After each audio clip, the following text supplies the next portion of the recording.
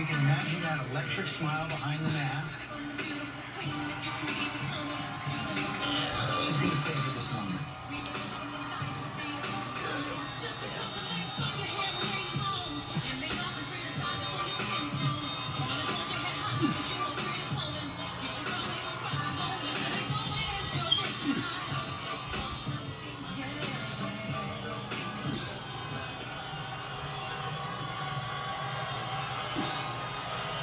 The horns are going off. A big exhale. Good evening. Good evening. Good evening. Good evening. Thank you. Thank you. Good evening. So, thank you. Good evening. So, Congressman John Lewis, before his passing, wrote, "Democracy is not a state, it is an act."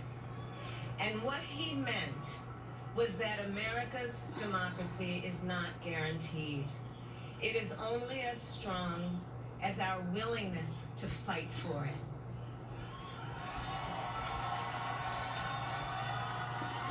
To guard it and never take it for granted. And protecting our democracy takes struggle, it takes sacrifice, but there is joy in it, and there is progress, because we, the people, have the power to build a better future.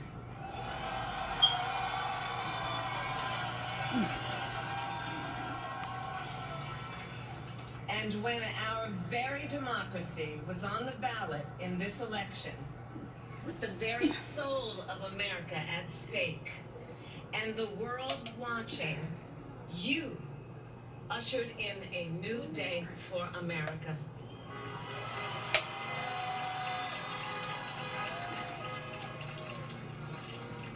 To our campaign staff and volunteers, this extraordinary team, thank you for bringing more people than ever before into the democratic process.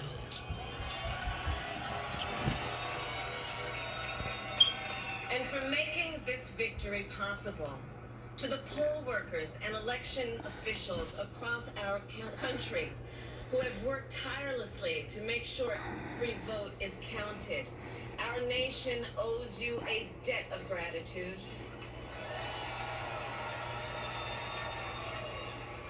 You have protected the integrity of our democracy. And to the American people who make up our beautiful country, thank you for turning out in record numbers to make your voices heard.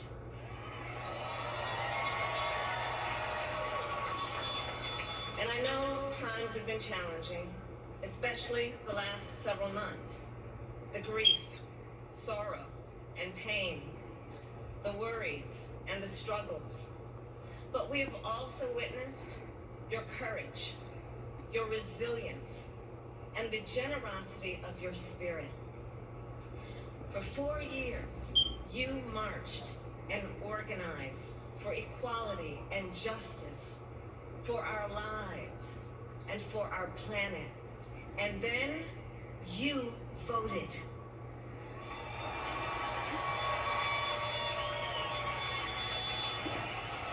And you delivered a clear message. You chose hope and unity, decency, science, and yes, truth. Oh, that's right.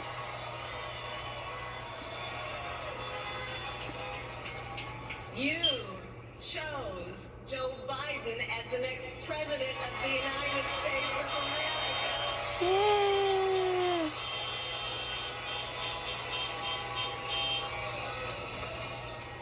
And Joe is a healer, a uniter, a tested and steady hand, a person whose own experience of loss gives him a sense of purpose that will help us as a nation reclaim our own sense of purpose.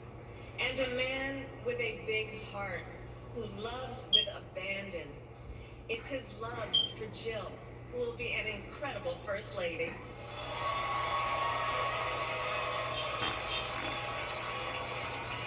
It's his love for Hunter and Ashley and his grandchildren and the entire Biden family.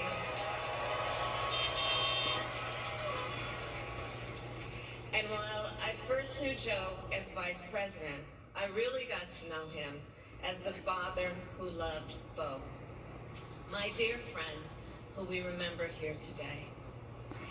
And to my husband, Doug,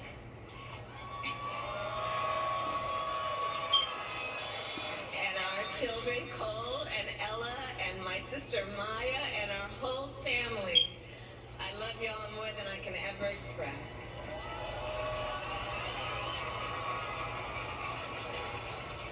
We are so grateful to Joe and Jill for welcoming our family into theirs on this incredible journey.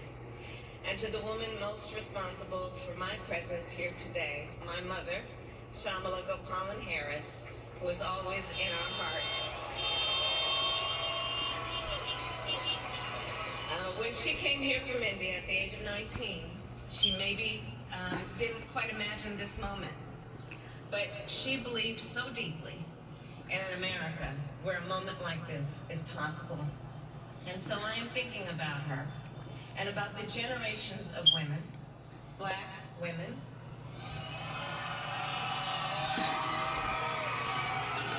Asian, white, Latina, Native American women who throughout our nation's history have paved the way for this moment tonight. Women who fought and sacrificed so much for equality and liberty and justice for all, including the Black women who are often, too often, overlooked, but so often prove they are the backbone of our democracy.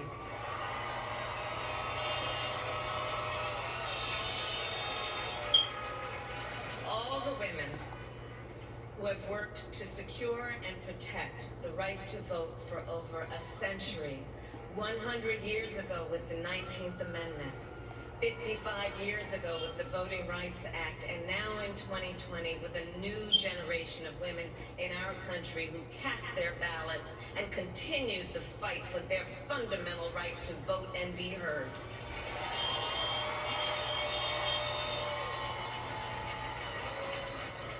Tonight I reflect on their struggle, their determination, and the strength of their vision to see what can be unburdened by what has been.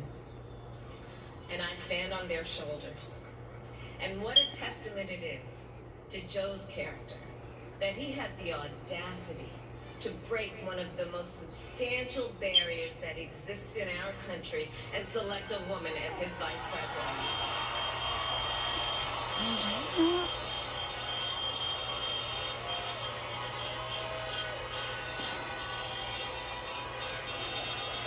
But while I may be the first woman in this office, I will not be the last. Yes. Because every little girl watching tonight sees that this is a country of possibilities. And to the children of our country, regardless of your gender, our country has sent you a clear message. Dream with ambition, lead with conviction, and see yourselves in a way that others may not, simply because they've never seen it before. But know that we will applaud you every step of the way. Mm-hmm.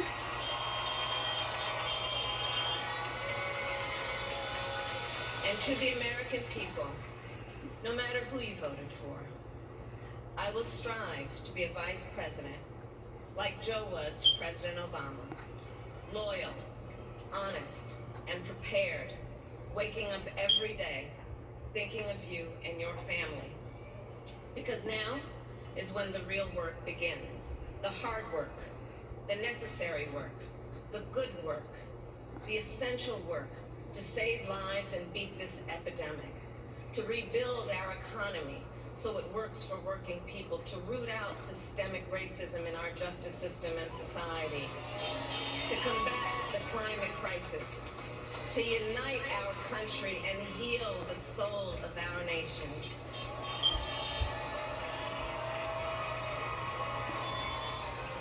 And the road ahead will not be easy, but America is ready. And so are Joe and I.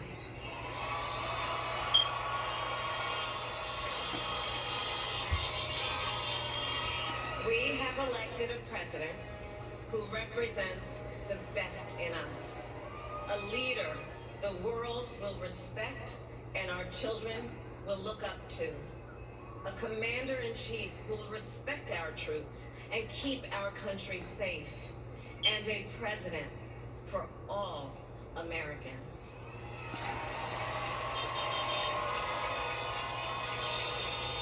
And it is now my great honor to introduce the President-elect of the United States of America, Joe Biden. What the hell? She got something on her teeth? She eats it? Oh, damn. My bad. There he is bounding onto the stage. Just a few weeks short of 78 years old, determined not to show it right now, feeling this moment. Joseph Robinette Biden Jr., who will be the 46th President of the United States. Fist bump for these times.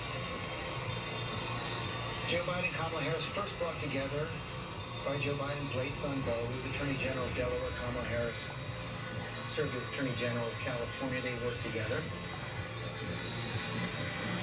Had a warm relationship, tested during the campaign. She went on the attack during the first debate, but they overcame that. And tonight, she celebrates being the first woman Vice President-elect of the United States.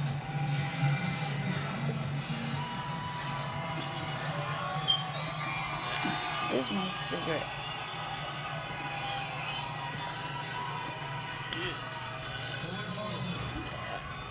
My fellow Americans, and the people who brought me to dance, Delawareans. I see my buddy Senator Tom Carper down there, and I think Senator Coons is there, and I think the governor's around. And is that Ruth Ann? And that former Governor Ruth Ann Minner. Most importantly, my sisters-in-law, my sister Valerie. Anyway. Folks, the people of this nation have spoken. They've delivered us a clear victory, a convincing victory, a victory for we the people. We've won with the most votes ever cast on a presidential ticket in the history of the nation. 74 million. Yep.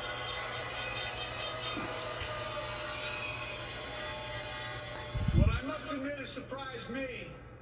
Tonight, we're seeing all over this nation, all cities and all parts of the country, indeed across the world, an outpouring of joy, of hope, renewed faith in tomorrow, bring a better day. And I'm humbled by the trust and confidence you placed in me. I pledge to be a president who seeks not to divide, but unify. Who doesn't see red states and blue states, only sees the United States. And work with all my heart, with the confidence of the whole people, to win the confidence of all of you. And for that is what America, I believe, is about. It's about people. And that's what our administration will be all about. I sought this office to restore the soul of America, to rebuild the backbone of this nation, the middle class, and to make America respected around the world again. And to unite us here at home.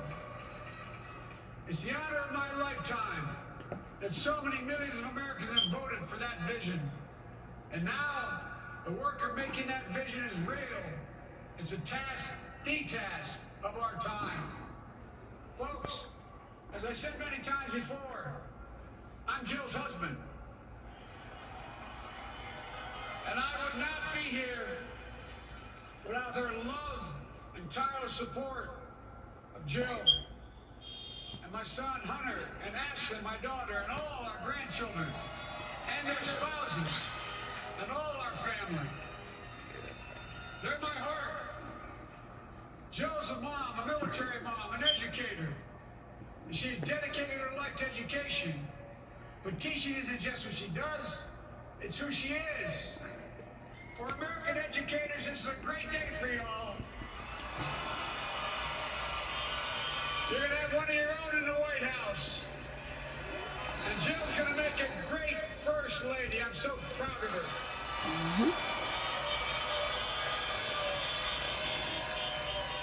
And I'll have the honor of serving with the fantastic Vice President who you just heard from, Kamala Harris.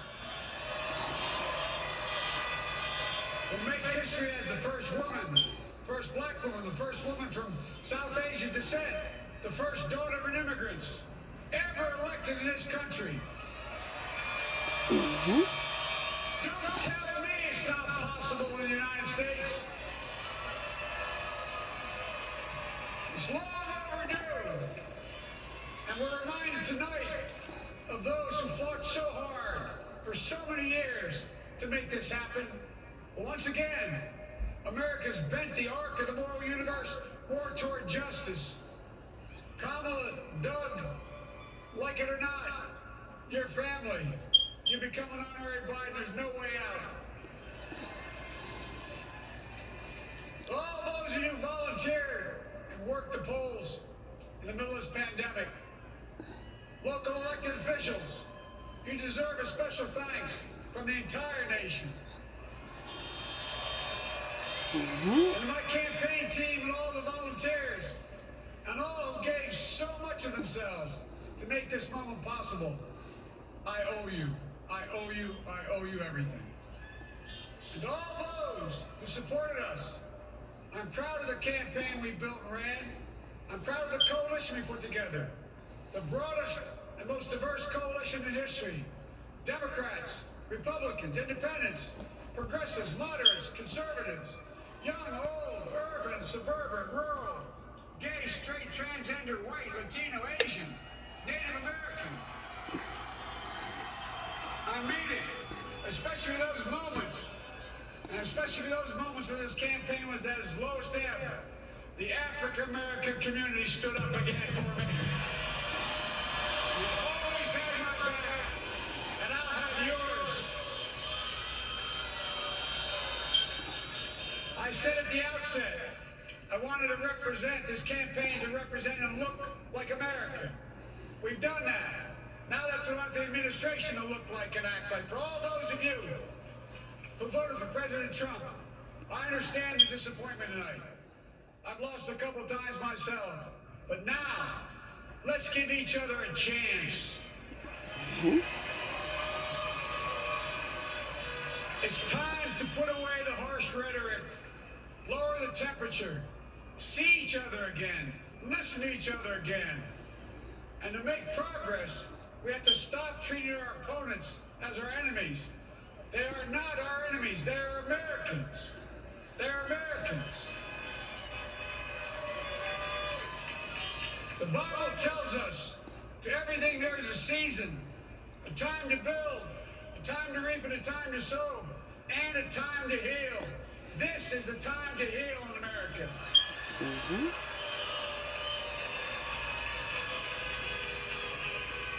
Now this campaign is over. What is the will of the people? What is our mandate? I believe it's this. Americans have called upon us to marshal the forces of decency, the forces of fairness, to marshal the forces of science, and the forces of hope in the great battles of our time. The battle to control the virus, the battle to build prosperity, the battle to secure your family's health care, The battle to achieve racial justice and root out systemic racism in this country. Mm-hmm. And the battle to save our planet by getting climate under control. The battle to restore decency, defend democracy, and give everybody in this country a fair shot. That's all they're asking for, a fair shot. Folks, our work begins with getting COVID under control. We cannot repair the economy, restore our vitality, or relish life's most precious moments, hugging our grandchildren, our children, our birthdays, weddings, graduations, all the moments that matter most to us until we get it under control. On Monday, I will name a group of leading scientists and experts as transition advisors to help take the Biden-Harris COVID plan and convert it into an action blueprint that will start on January the 20th, 2021. That plan will be built on bedrock science. It will be constructed out of compassion, empathy, and concern. I will spare no effort, none, or any commitment to turn around this pandemic. Folks, I'm a proud Democrat, but I will govern as an American president. I'll work as hard for those who didn't vote for me as those who did. Let this grim era of demonization in America begin to end here and now.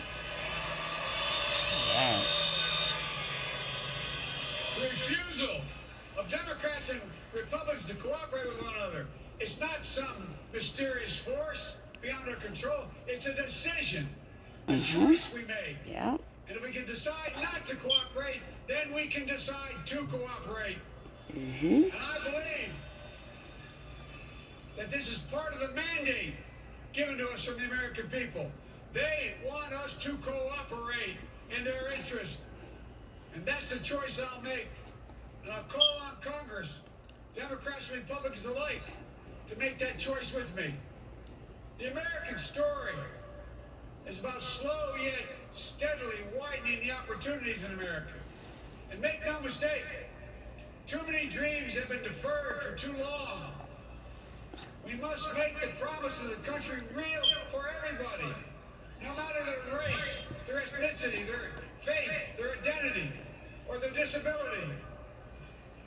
Folks, America has always been shaped by inflection points, by moments in time where we've made hard decisions about who we are and what we want to be.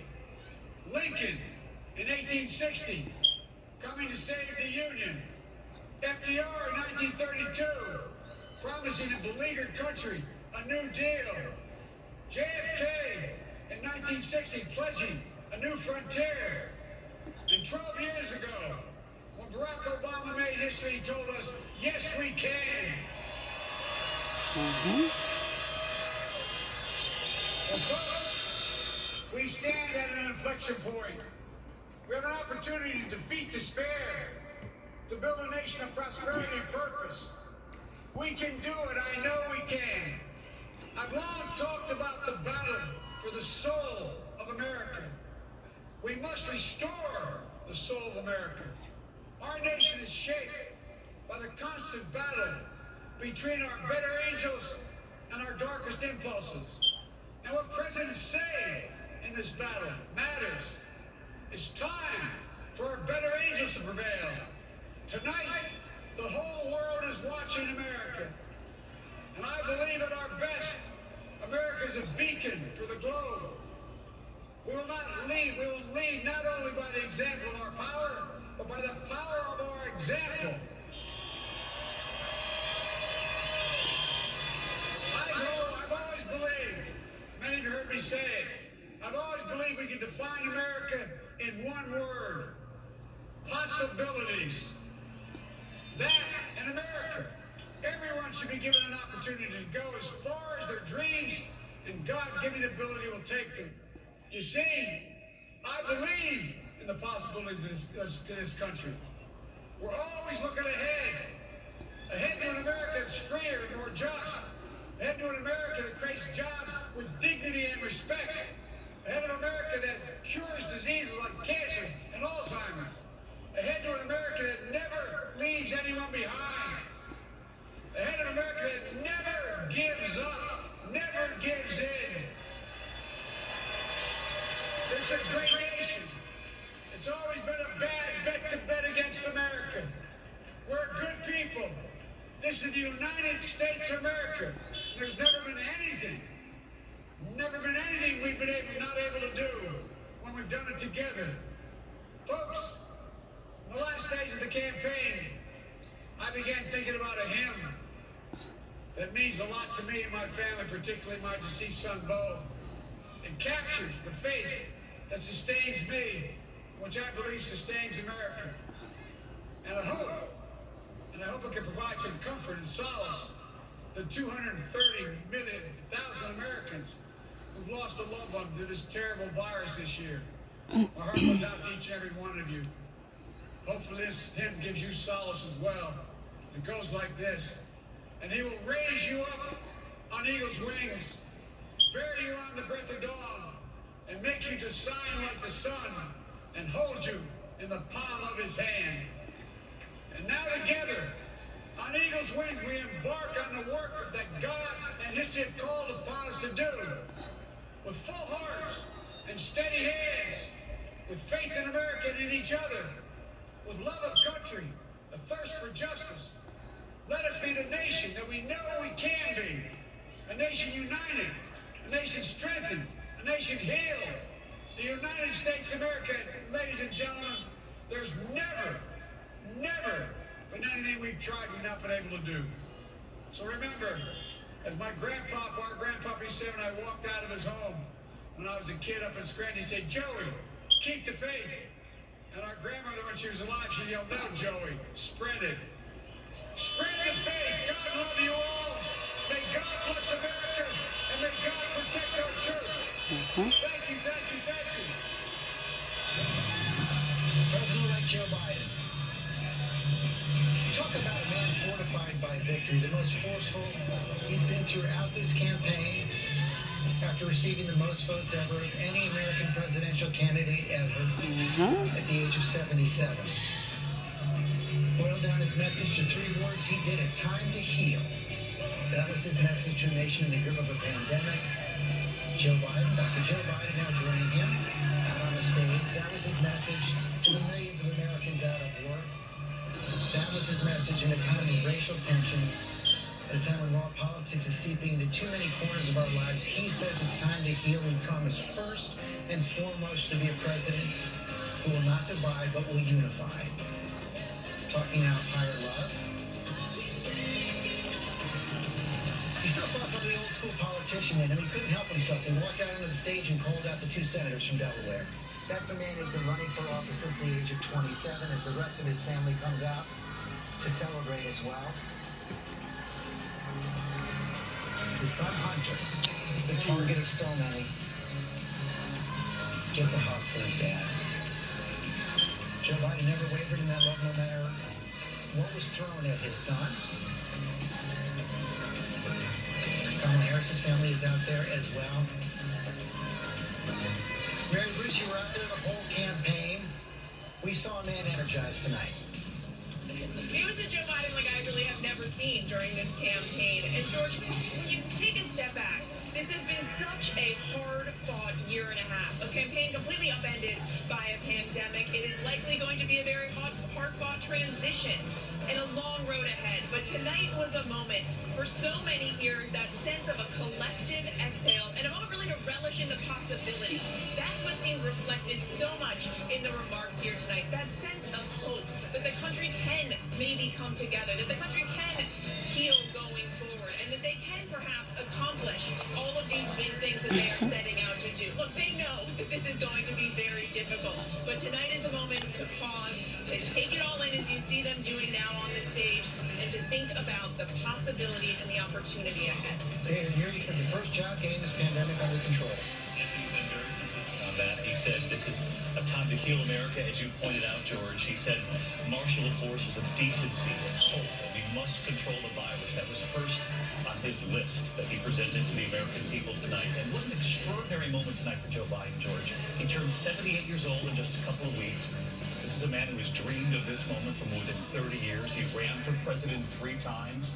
But perhaps this is the time for the man to meet the moment. He knows what he's walking into. He said, for those of you who voted for Donald Trump, let's give each other a chance. Let's lower the temperature. Let's see each other, listen to each other. And he said, let's end this era of demonization in America. It ends now. And he'll call on Democrats and Republicans to cooperate. And George, this was something he told both of us in this campaign leading up to this moment. That's what he intends to do. Lindsey Davis, Kamala Harris resplending in the white of the suffragettes movement, celebrating so many firsts. Daughter of an immigrant, first woman, first black vice president. And when you talk about the first, there are actually T-shirts that the Biden campaign sold prior to this that said first but not last. That was something that she shared tonight, saying while I may be the first woman in this office, I will not be the last. She has said in the past that her mother grew up raising what she called 2 black daughters, even though her mother was from India, that she had told them, you may be the first to do many things, but make sure you're not the last. Quite often in politics, it can be perceived as the more things change, the more they stay the same. But for at least tonight, it felt that there was a spirit of inspiration, diversity, certainly as we look at the group that's assembled on the stage, the representation. And again, Kamala, as you said, in her suffragette white, but with her brown skin, which again, I can't emphasize enough, is so important for young girls, particularly of color, to be able to see someone who looks like them in a role that they may aspire for. Both the president-elect and vice president-elect talked about opportunity. Both talked about black voters coming through and standing up for them. And both talked about healing. And the word possibilities from both of them as well. John called. Joe Biden is a man shaped by loss and recovery from loss. That's where his empathy is rooted. And it was that loss that he cited when he reached out to the Trump supporters. He sure did, George, and there is a line in this speech that I think will reverberate. He said, to make progress, we have to stop treating our opponents as enemies. They are not enemies, they are Americans. That is a dramatic change in tone from where we have been. First day possibly of a new era. You see it right there, Biden. Fireworks above Wilmington, Delaware. We just heard his first speech as president-elect, the first speech from the vice president-elect, Kamala Harris. That is all for us tonight. We're going to have much more in the days ahead. We hope you have a good night as well. Time to get a drink. Let's go.